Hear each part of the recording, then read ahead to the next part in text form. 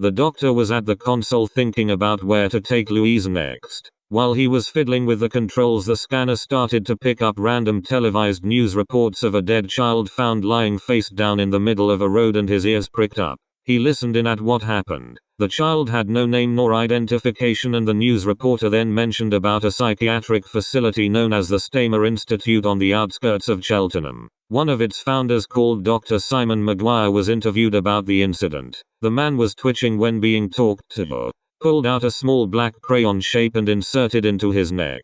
Dr. Maguire said it's his daily medication and supposedly eases certain symptoms. The doctor observed this Dr. Maguire. There was something really odd about him and decided to investigate. Louisa came through to the console, asking where they are going. He showed her the news reports that the TARDIS picked up and said they are going to Cheltenham in 1996.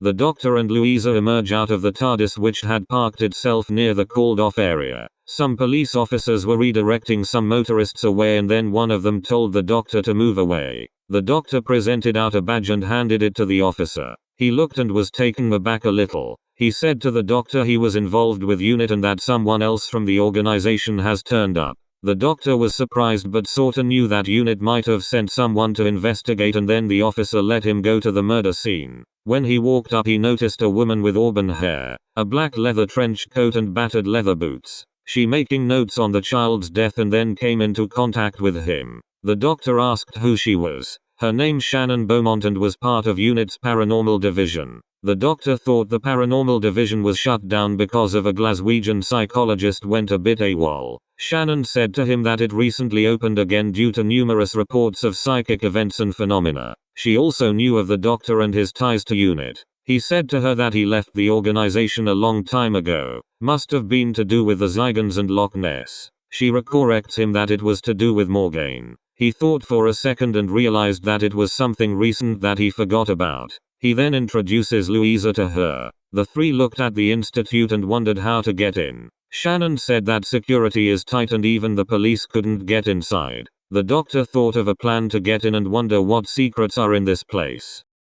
The doctor sabotages the electric fence with the sonic screwdriver and entered onto the premises. He could see children in wheelchairs being pushed by nurses. They seemed lifeless. Maybe they were sedated and peered through a plant pot not to be seen. He approached the Stamer Institute. The whole building was mirrored. Couldn't see anything inside, just the reflections, and then suddenly the doctor got attacked from behind. 2 syringes got stabbed into his back and he was starting to slowly pass out. The last sight he saw was the feet of the nurses who injected him. Shannon and Louisa meanwhile managed to find a drain entrance leading to the institute. Louisa complained about the smell of the drain. Shannon thought the smell seemed a bit processed and wondered what this place is holding inside. They managed to reach what seemed to be a hydrotherapy pool. It was dark and empty, though the water wasn't covered, and then they witnessed Dr. Maguire. He was with an assistant of his, a nurse-like person, and were discussing their plans for the children they've institutionalized.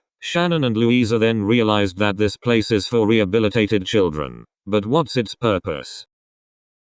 The doctor awoken from his sedation. He found himself in a straitjacket and what seemed to be a cleaning cupboard. He started to gloat to himself, saying he can get out this easy. After all, he spent some time with Harry Houdini, and then door opened. Dr. Maguire kneeled in front of him and asked why is he here. The doctor said about the child that died outside the premises and that he decided to investigate what was going in, especially with Dr. Maguire himself. Dr. Maguire just left off a little smirk-like chuckle and then asked 2 nurses to bring the doctor to an area of the institute. Dr. Maguire presented the doctor to a single bed. On the bed was a 5-year-old boy. Dr. Maguire said that the child has an impeccable lifespan. Born from dysfunctional families, ravaged by drugs and alcohol. Mothers and fathers taken over by addiction, and yet they're only born as healthy as a flourishing plant. Then all of a sudden Dr. Maguire's face started to randomly flash and glitch. Then his true appearance was revealed. The doctor was surprised by this, and Dr. Maguire is actually the master.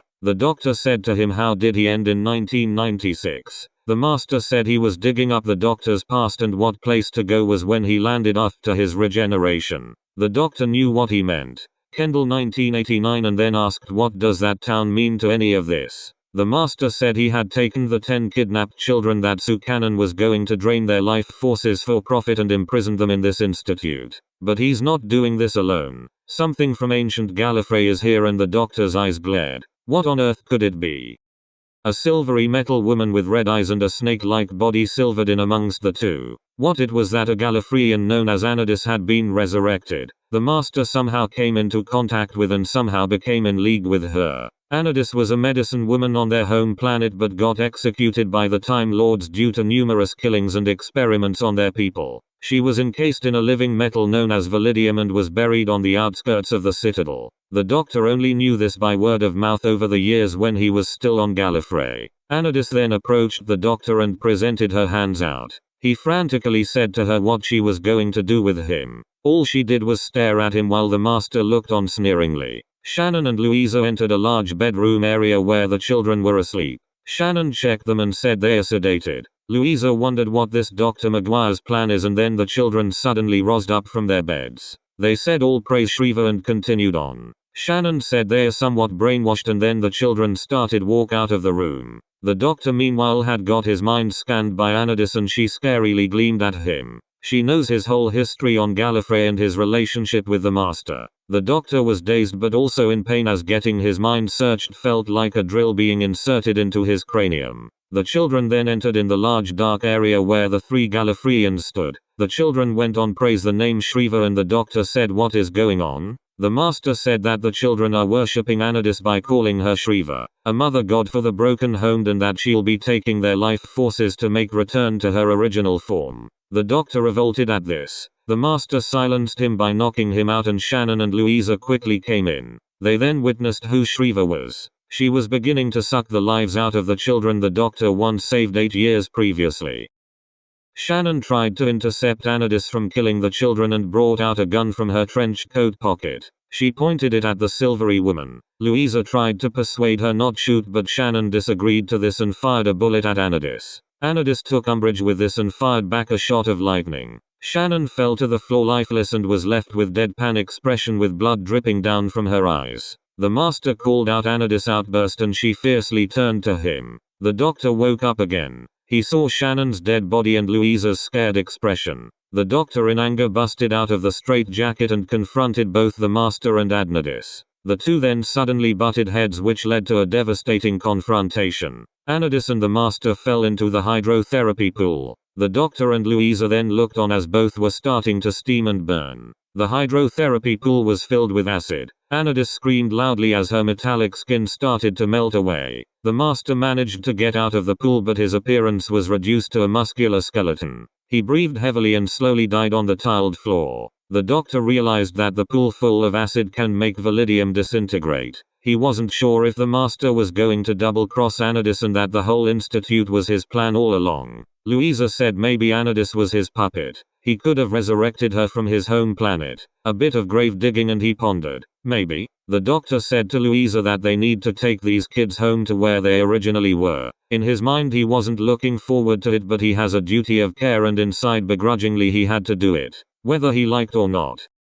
The doctor took the children back to Sandilands. But there was a slight snag. The TARDIS had returned to the market town but in the same year when they were in Cheltenham and rolled his eyes at this mistake. He kicked the TARDIS door in frustration. Louisa brought the children back to their families. The parents were very relieved to see them after 8 years. They had recently cleaned up from their addictions and that they could make themselves a happy family again. Louisa returned back to the TARDIS. The doctor was leaning against the TARDIS looking around. It felt strange coming back to this place and how far he'd come when he regenerated in this incarnation. He then turned to the street behind him. The laundrette where Monica lived at. She's probably returned back to the States after the Sukannon ordeal, and then he thought to himself, wonder what she's doing these days? Louisa suggested they should have a walk around the town. He was apprehensive at first but changed his mind and suggested they try the nearest pub, the Duke of Cumberland. She nodded this idea and jokingly said to him that he's paying for the drinks.